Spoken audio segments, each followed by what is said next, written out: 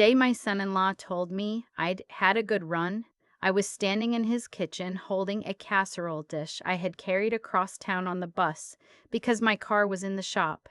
He didn't know I could hear him. He was on the back porch with my daughter, and the window over the sink was open, and his voice came through the screen as clear as if he'd been speaking into my ear.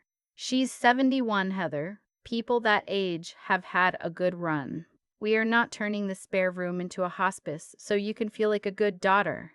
I set the casserole down on the counter very gently. I did not want it to make a sound. My name is Ramona Whitfield, and I have spent most of my life being the kind of woman who does not make a sound when she sets things down. I did not cry, though I want to be honest and say it wasn't because I was strong. It was because something in me had gone very still and very clear. The way the air gets right before a thunderstorm rolls over the Ohio River, when the birds stop and the light turns the color of a bruise. I stood in that kitchen and I listened to my daughter say nothing. That was the part that emptied me out. Not his words, her silence. So I put my coat back on, and I left the casserole on the counter. And I walked the 4 blocks to the bus stop in the cold. And on the ride home, I took out my phone and I opened an account I had not looked at in front of another living soul in 11 years.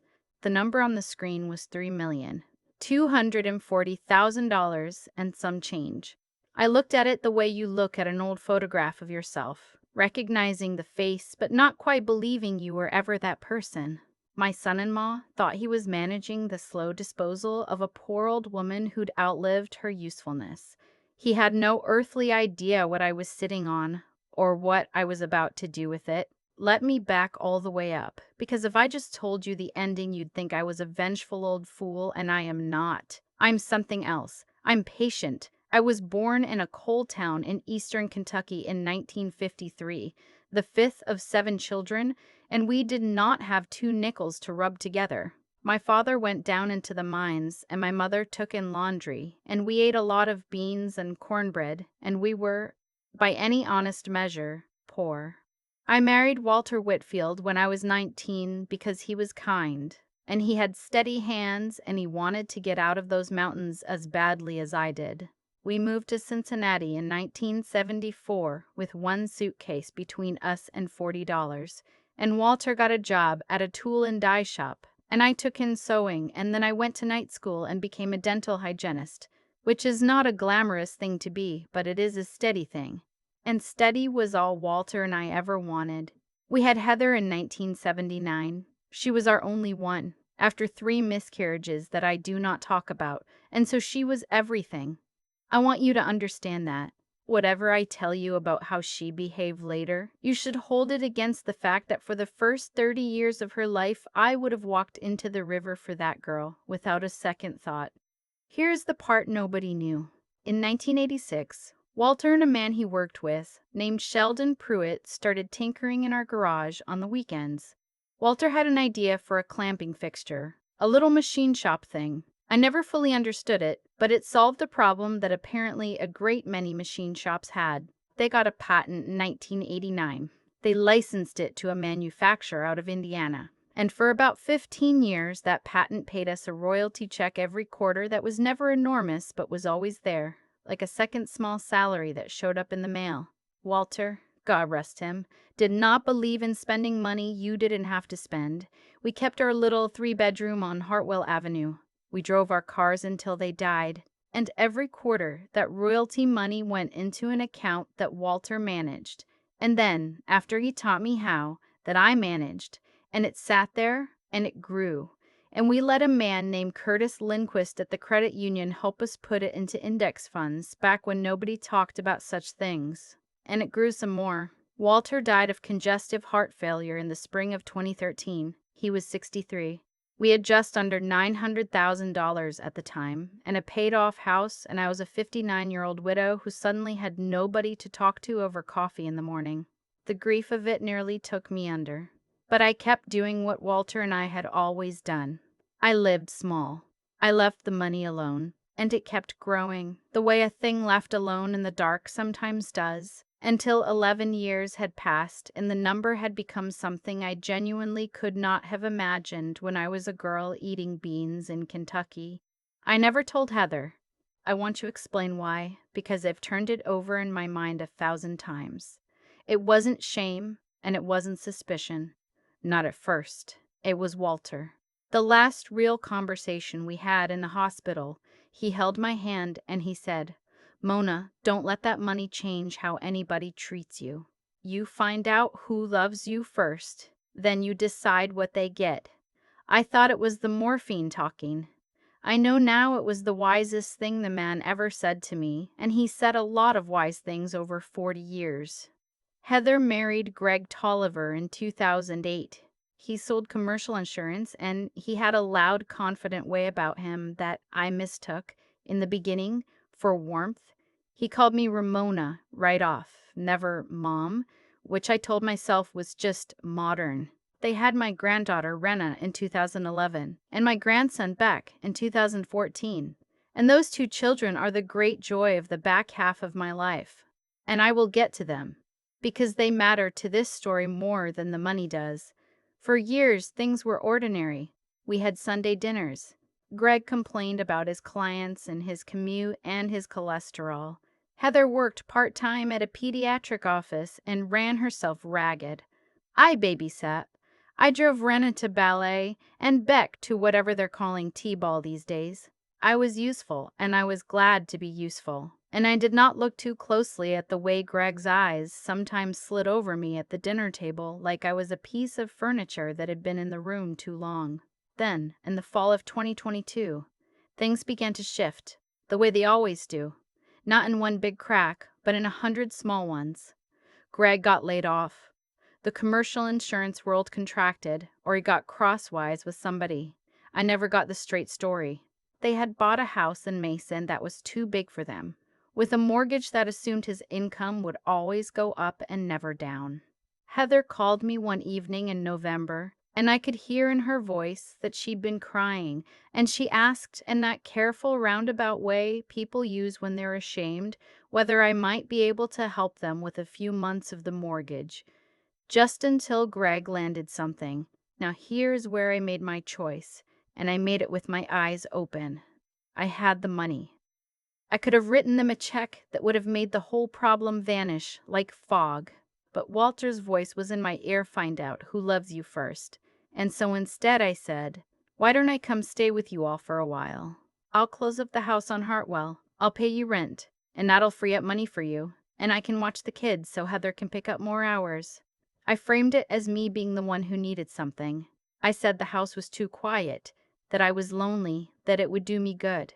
All of which was true, but I also wanted to be inside that house. I wanted to see who these people were when they thought I had nothing to offer but a small monthly check and a free pair of hands.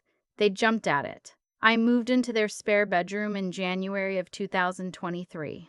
I gave Greg $800 on the first of every month in cash, in an envelope, and he took it every single time without once suggesting it was too much for a grandmother, on what he assumed was just a Social Security check and a small pension. I want you to sit with that. He took $800 a month from a woman he believed was scraping by, and he never blinked. A few months in, they needed a new HVAC system and the roof was failing, and Heather came to me mortified and asked if I could lend them money. $22,000. I said I thought I could manage it. And then I did something I have never told either of them about until the day everything came apart. I called a lawyer, a sharp, dry woman named Odessa Brightwater who'd done Walters and my estate work years before. And I had her draw up a real loan agreement, notarized. A proper promissory note with 4% interest and the lien against the house in Mason. I told Heather and Greg it was just a formality, just how I'd been taught to do these things, that I'd never really come after them for it. They signed it at my kitchen table without reading past the first page. Greg actually laughed and said, "Look at you, Ramona, all official." I smiled and I said, "Yes, all official," and I filed that document away. I did not set a trap. I need you to believe that. I set a record. There is a difference, and it is the whole difference. The first year was good. I made myself indispensable in the quiet way grandmothers do.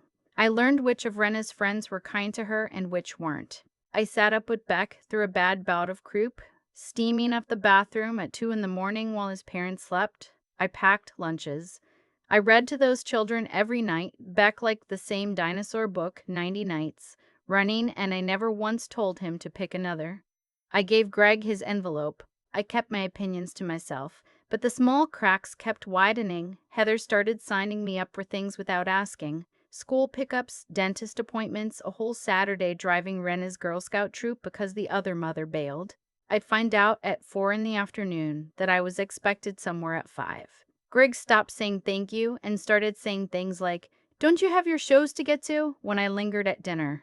When his friends came over to watch football, he'd jerk his head toward me and say, "That's Heather's mom. She stays with us." Like I was a boarder. Like I was a problem they'd taken on out of Christian charity. I had been there 14 months. I had paid them better than $11,000 in rent. And I was Heather's mom. She stays with us. I said nothing. 30 years of cleaning people's teeth while they talked at me about their lives teaches you to keep your face still and your thoughts your own. And then, in the late summer of 2024, I found a lump. I won't dramatize it. I went to my doctor, a good man named Hollis Adorinto, who'd been my physician for a decade, and he sent me for a mammogram, and then an ultrasound, and then a biopsy, and the call came on a Tuesday afternoon while I was folding Beck's little t-shirts. Early stage, caught early. A lumpectomy and radiation. No chemotherapy. A very good prognosis. I sat down on the edge of the bed in that spare room, and I held a 4-year-old's dinosaur shirt against my chest, and I let myself be afraid for exactly as long as it took the dryer to finish its cycle. Then I got up, and I started thinking about how to tell my daughter. I told them at dinner that Thursday. I kept it plain. I said the word cancer, because I have never believed in dressing up a thing to make it easier on the people who are supposed to be comforting you. I told them it was early, that the doctor was optimistic, that I'd need some help getting to appointments for a few weeks and then I'd be back on my feet. Heather's eyes filled. She reached across the table and took my hand and said, "Mom." Just that. And for one moment I thought, "There she is. There's my girl." Greg said, "Well, thank God they caught it early." And he went back to his pork chop. The children were sent to bed. I excused myself early. And at 10:15, with the window open against the warm August night, I heard them through the wall. It was Greg's voice first. "I'm just saying we need to be realistic about what this becomes." And then the line about the good run. And then the part where he said the spare room wasn't going to become a hospice. And then he said, "And this is the one that I carry. She's got her pension. She can afford one of those assisted living places, the ones with the activities and the nurses. It's honestly better for her. We'd just resent each other if we tried to do this here." And I waited for my daughter. I waited for Heather to say, "That is my mother. That is the woman who steamed up the bathroom for your son, who carried a casserole across town on a city bus." I waited. And what she finally said was, "I just don't know how we manage it, Greg. I'm already so tired." That was the sound of the bottom of something giving way. Not his cruelty, her tiredness. The way my pain had become, for my own child, simply one more thing on a list that was too long. I did not cry. I sat in the dark, and I thought about Walter, and about beans and cornbread, and about a man at a credit union named Curtis who'd shown me what a thing can become if you leave it alone in the dark long enough. And around midnight, I opened my laptop, and I wrote one email to Odessa Brightwater, and it said, "I'm ready. Bring the note. I'm buying a house and calling in the loan. It's time." Then I lay back on that narrow bed and I did not sleep, but I was not idle. By morning, I had 3 houses bookmarked and an appointment with a realtor.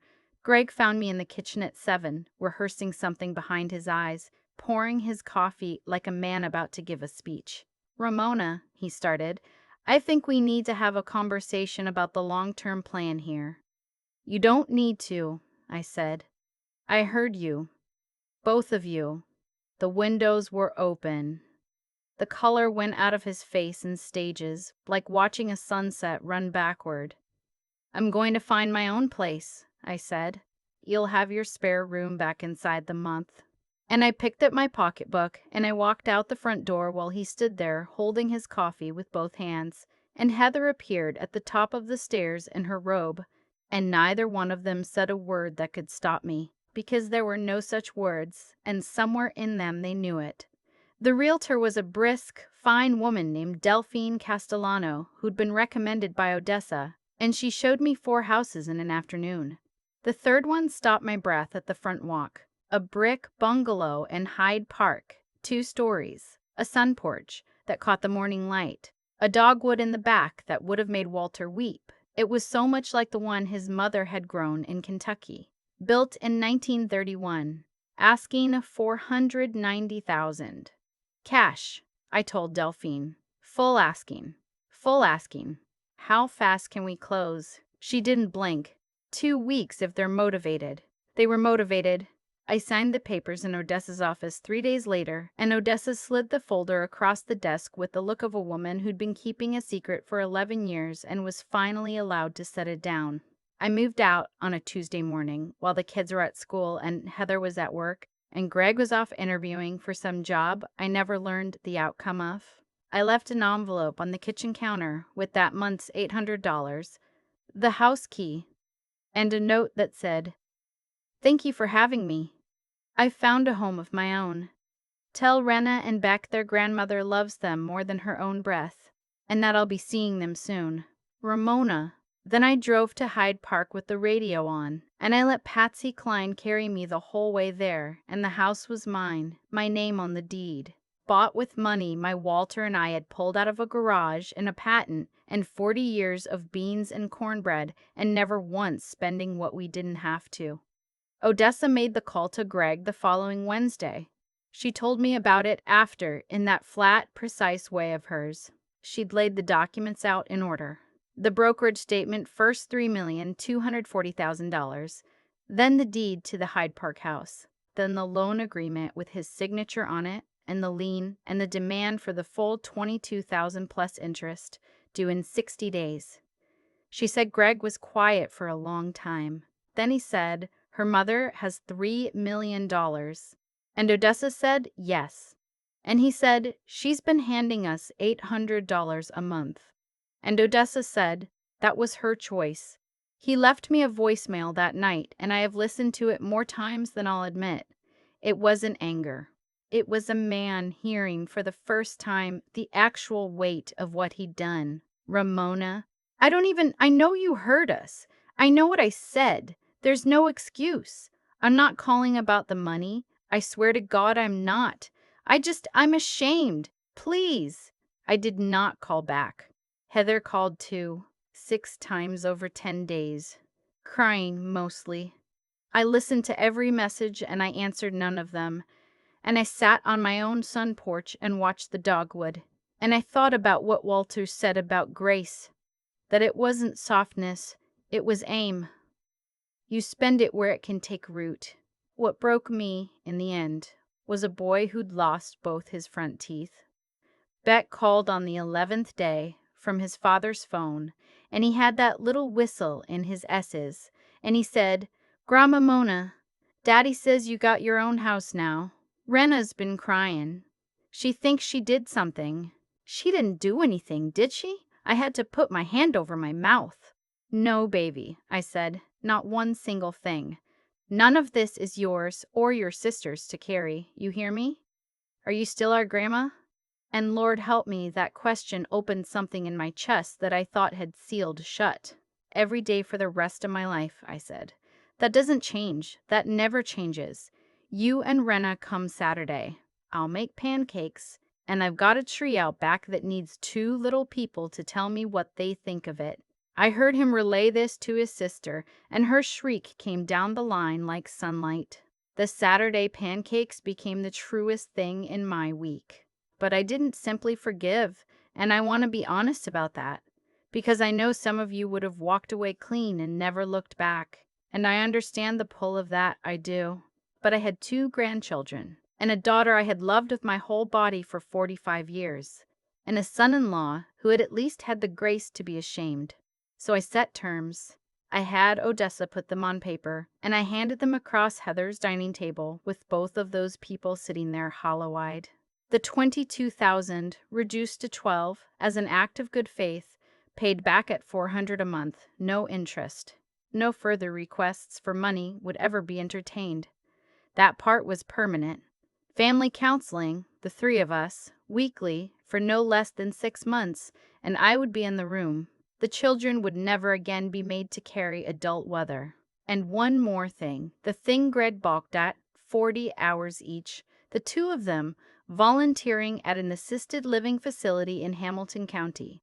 The kind of place he'd been so sure was better for me. 40 hours, Greg said. You were certain those places were the right spot for a sick old woman, I said. I think you ought to find out what's actually in them before you sentence anyone else there. He looked at the table for a long moment. Then he signed. Here is the part I didn't expect.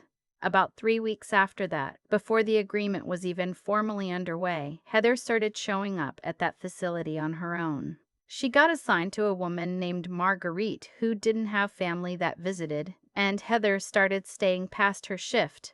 And one Thursday in the spring, she called me, not about the kids, not about money. She called me from a parking lot crying because Marguerite had asked her to write a letter to a son who never answered, and Heather had sat there and written it and then sat in her car and fallen apart. I keep thinking about you, Mom, she said. About that night. About how I said I was tired. Like you were a chore. You were scared, I said. People say small things when they're scared of something big. That doesn't make it okay. No, I said. It doesn't. But going back every Thursday for a woman who isn't yours to take care of, that's not nothing. That's the opposite of what you said about me. She kept going to that facility long after her 40 hours were done. I checked. Odessa checked for me, quiet as ever. I changed my will that June. I'd cut them to almost nothing in the first hot rush of it, right after I moved. Now, I set aside a real inheritance for Heather and Greg both, but contingent reviewed every year, paid out over time, tied to nothing but whether they kept being the people they were finally trying to become. I didn't tell them. The point was never the money. Walter taught me that. The point was that I was watching, and that the watching itself was a kind of love, the hard kind, the kind that makes you earn your way back. This past Sunday, they all came to the Hyde Park house for supper. Greg got there early and helped me wrestle the porch furniture into place, and he's got a job again, selling something. I don't fully follow it, but he pays his $400 a month 2 days early without fail. Heather brought a peach cobbler that was, I'll admit it, better than mine, and I told her so and watched her flush like she was 9 years old. Beck narrated the whole evening like a man calling a ball game. Rena, who is 13 now and too cool for most things, asked if we could have a tea party under the dogwood when it bloomed, and then looked mortified that she'd asked. And I said we absolutely could, and her mother could come, and Rena let me hug her for a full 3 seconds, which at 13 is a coronation. After the children went inside to watch their movie, Greg and I sat on the porch in the dark, and he said, without looking at me, "Did you know when you moved in? Did you set it up?" "I set up a record," I said. "Not a trap. I hoped I'd never need it. I hoped watching me live would teach you both something before it came to this." He nodded slowly. "Your husband would have just left, walked off and let us figure it out." "He would have," I said, "but he'd have left the door cracked, same as I did. He didn't say anything to that. He didn't need to." I sat in my own chair, on my own porch, in my own house, with the noise of my family spilling warm through the screen door behind me, and the dogwood holding its shape in the dark. I thought about my father going down into the dark of the mines, so his children wouldn't have to. I thought about Walter's hands in a garage in 1986, building a small thing that would one day buy me back my dignity. I thought about 30 years of bending over strangers' open mouths, keeping my face still, keeping my own counsel, being underestimated by nearly everyone I ever met. The sick old woman they were so ready to file away in a home with the activities and the nurses. She was right here. 71 years old, cancer-free as of her last scan, living in the most beautiful house she'd ever set foot in, bought and paid for with her own name on the deed. Grandmother to two children who call her every single Sunday without being reminded. She wasn't gone at all. She was exactly where she'd chosen to be. And that, after everything, was the whole of it. For a long time, I believed that staying quiet and useful was the same thing as being loved. I cleaned strangers' teeth for 30 years with my face still and my opinions folded up small, and I carried that habit home, and I let Greg call me Heather's mom. She stays with us for 14 months without a word. I thought endurance was a virtue. I've learned it isn't, not by itself. Endurance that has no spine underneath it is just a slow way of disappearing. What turned things around wasn't the money. I want to be very clear about that, because it would be easy to watch this and think the lesson is, save your pennies and one day you'll get the last laugh. That's not it. The money was only a tool. The thing that actually saved me was that years earlier, in that hospital room, Walter told me to find out who loved me before I decided what they got, and I had the patience to actually do it. I moved into that spare room with my eyes open. I paid the rent. I signed nothing I didn't understand, and I had Odessa draw up a real note when I lent them that $22,000. Not to trap anybody, but because a person who has been poor learns that good intentions belong on paper. That clear-eyed planning is what gave me a door to walk through when the night came. Cause and effect. I had quietly built the means to keep my own dignity, so when they tried to take it, I simply picked it up and left. But here is the part I'm proudest of, and it's got nothing to do with bank accounts. When Greg left me that ashamed voicemail and Heather called crying 6 times, I could have closed the door for good. Plenty of you would have, and I'd understand. Walking away clean would have been easier. Instead, I did the harder thing. I set terms. I made them earn their way back through counseling and 40 hours apiece in the very place they'd been so eager to file me away in. I chose to hold a line and extend a hand at the same time, and holding both of those at once takes more strength than slamming a door ever will. If I could pass one thing down to my grandchildren, to Rena and to Beck, it wouldn't be the house or what's in the accounts. It would be 3 plain things their great-grandfather lived by. Do right even when no one's keeping score. Think it all the way through before you act, especially when you're hurt and want to act fast. And when life knocks you flat, a diagnosis, a betrayal, a kitchen you have to walk out of, get up anyway, on your own steam, and build the next thing with your own 2 hands. That's what got me from beans and cornbread in Kentucky to a dogwood tree in Hyde Park. Not luck, not a man rescuing me, a character I built one quiet, stubborn, decent day at a time.